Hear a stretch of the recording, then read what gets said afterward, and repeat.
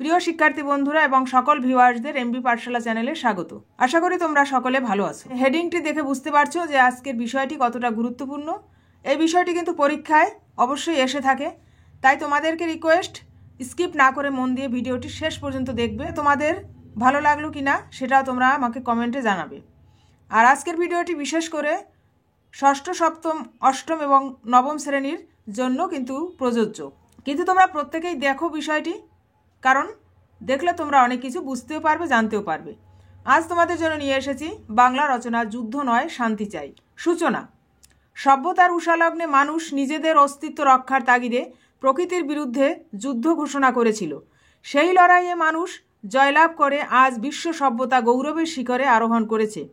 রামায়ণ মহাভারতের কাহিনী পড়লেও জানা যায় যুদ্ধের বিভীষিকাময় রূপ। রামায়ণে রাম রাবণের যুদ্ধ, সীতাদেবীকে উদ্ধারের জন্য যুদ্ধ, মহাভারতে কুরুক্ষেত্রের যুদ্ধ, রক্তরঞ্জিত হয়েছে কৌরব ও পাণ্ডব বংশ। স্বর্গলোক দখলের জন্য মহিষাসুর ও দেবতাদের যুদ্ধ।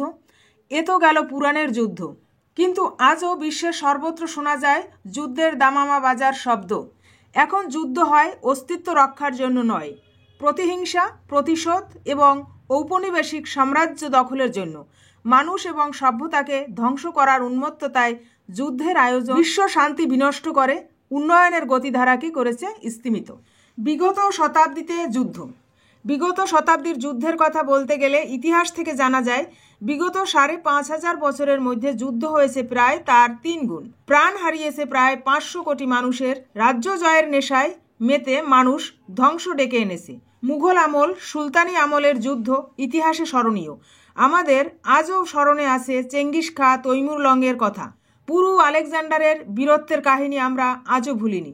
কত সাম্রাজ্যের পতন হয়েছে, কত সাম্রাজ্যের উত্থান ঘটে গেছে, কত রক্ত স্রোত মিশে গেছে গঙ্গা ভাগীরথীর বুকে, কত রক্ত মিশে আছে সভ্যতার মাটিতে, তার হিসেব কে রাখে?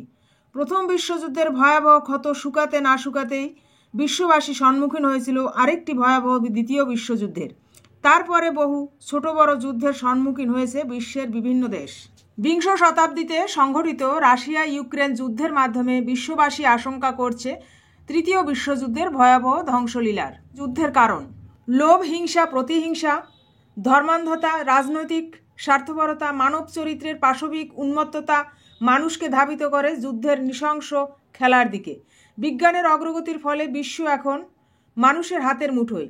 অত্যাধুনিক আবিষ্কার, আধুনিক যোগাযোগ ব্যবস্থা, দৃশ্য শ্রাব্য ইন্টারনেট ব্যবস্থার ফলে মানুষ পৃথিবীকে অনেক ছোট ধারণায় নিয়ে এসেছে। পারমাণবিক অস্ত্রের ভাণ্ডার তৈরি করেছে বিশ্বের শক্তিধর দেশগুলি। বিজ্ঞানের উন্নতি মানুষকে যুদ্ধের দিকে এগিয়ে যাওয়ার সাহস জুগিয়েছে। প্রযুক্তির আশীর্বাদ থেকে বঞ্চিত রয়েছে বিশ্বের কোটি কোটি মানুষ। অন্যদিকে সেই প্রযুক্তি ব্যবহার করা হচ্ছে ধ্বংসাত্মক যুদ্ধে। বিগত বিশ্বযুদ্ধের বিভীষিকা। সময় যত এগিয়েছে মানুষ খুঁজে পেয়েছে বিজ্ঞানের গুপ্তধন। এর সাহায্য নিয়েই ধীরে ধীরে মানুষ হয়ে উঠেছে আরও শক্তিধর। তার প্রমাণ পেয়েছি আমরা প্রথম ও দ্বিতীয় বিশ্বযুদ্ধে।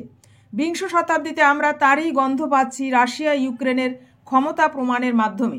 হয়তো আমরা এগিয়ে যাচ্ছি তৃতীয় বিশ্বযুদ্ধের দিকে। প্রথম বিশ্বযুদ্ধে ব্যবহৃত হয়েছিল বোমারু বিমান এবং আধুনিক অস্ত্রে সুসজ্জিত যুদ্ধজাহাজ। জাপান ও হিরোশিমা নাগাসাকিতে ফেলা হয়েছিল পারমাণবিক বোমা। এই বোমার নামকরণ করা হয়েছিল লিটল বয় ও বিগ বয়। তেজস্ক্রিয় বিষবাষ্প ছড়িয়ে পড়েছিল শহর থেকে গ্রামে। এই ধ্বংসলীলা দেখে স্তম্ভিত হয়েছিল বিশ্ববাসী। তেজস্ক্রিয় বিষবাষ্পের ক্রিয়ার ফলে কয়েক প্রজন্ম সেখানে জন্মগ্রহণ করেছে বিকলাঙ্গ সন্তান। কি ভয়ঙ্কর সেই ধ্বংসলীলা মানুষ আজও ভুলতে পারেনি। শান্তির খোঁজে বিশ্ব। যুগে যুগে সমাজে একদল শুভবুদ্ধির মানুষও ছিল বা এখনও আছে। তারা খুঁজেছে যুদ্ধের বিভীষিকা থেকে মুক্তির পথ। সাধারণ মানুষের বাণী যুদ্ধ নয় শান্তি চাই। শ্রী চৈতন্য, কবির, নানক, বুদ্ধদেব প্রমুখ ধর্মগুরু শান্তির বার্তা প্রচারে নিজেদের রক্তাক্ত করেছেন, তবুও তারা তাদের কাছ থেকে পিছপা হননি। জগাই মাধাই রত্নাকর দস্যুকে গড়ে তুলেছেন রামায়ণ রচয়িতা বাল্মীকি মুনি এই নামে। ১৯৪৫ সালে গঠিত হয়েছে সম্মিলিত জাতিপুঞ্জ। বিশ্বশান্তি রক্ষা করাই এর কাজ। বিশ্বশান্তি প্রতিষ্ঠায় বর্তমানে জাতিসংঘ যথার্থ ভূমিকা পালনে ব্যর্থ হয়েছে। জাতিসংঘ এখন বৃহৎ রাষ্ট্রগুলোর আজ্ঞাবহ হিসেবে পরিণত হয়েছে। ভারত পাকিস্তান দুটি দেশ মুখোমুখি দাঁড়িয়ে উভয়েরই হাতে রয়েছে শক্তিশালী অস্ত্রভাণ্ডার।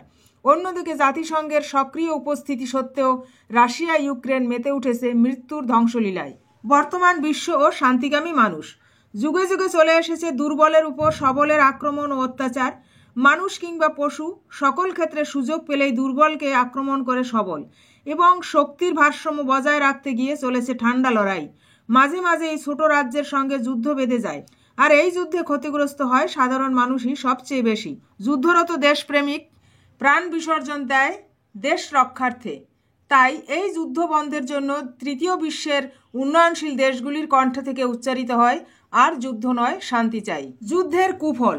যুদ্ধ মানে রক্তপাত, যুদ্ধ মানে ধ্বংসলীলা, যুদ্ধ মানব সভ্যতাকে পদদলিত করেছে যুগে যুগে। যুদ্ধের তাণ্ডব মানুষের ভাগ্য নিয়ে করেছে বিড়ম্বিত, সভ্যতাকে করেছে বিপন্ন।